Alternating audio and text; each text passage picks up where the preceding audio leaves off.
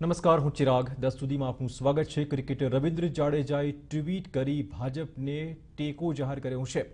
રવિન્દ્ર જાડેજાએ વડાપ્રધાન મોદીને ટેગ પણ કર્યા છે. રવિન્દ્ર જાડેજાએ ભાજપ અને વડાપ્રધાન મોદીને સપોર્ટ કર્યો છે.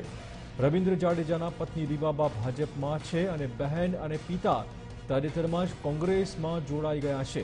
જે બાદ રવિન્દ્ર જાડેજા કોને સપોર્ટ કરે છે તે મુદ્દે અટકળો શરૂ થઈ હતી. જોકે રવિન્દ્ર જાડેજાએ પત્નીની રાહે ભાજપને સપોર્ટ આપવાનું પસંદ કર્યું છે. તો આપણે ફરી કહી દઈએ કે જે રીતે રીવાબા ભાજપમાં જોડાયા ત્યાર પછી પરિવારના બે સભ્યો કોંગ્રેસમાં જોડાયા. રવિન્દ્ર જાડેજા કોના તરફી રહેશે તે મુદ્દે અસમંજસ હતો, પરંતુ ટ્વિટર મારફતે રવિન્દ્ર જાડેજાએ ભાજપને ટેકો જાહેર કર્યો છે. વધુ વાત કરવા જોડાશે અમારા સંવાદદાતા મોહિત ભટ્ટ. મોહિત, ખાસ કુટુંબમાં જ જાણે કે રાજકીય રીતે બે ભાગલા પડી ગયા છે.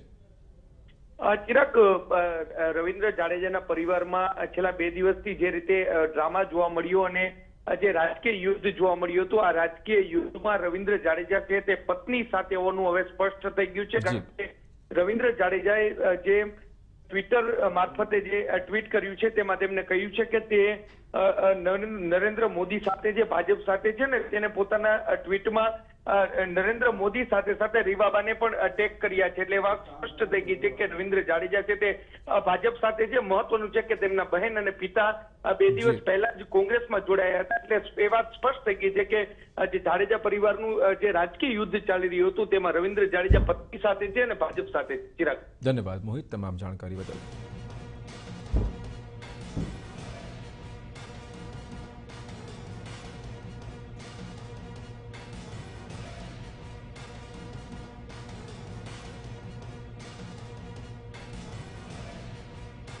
તો ટ્વિટર આપ જોઈ શકો છો, આઈ સપોર્ટ બીજેપી.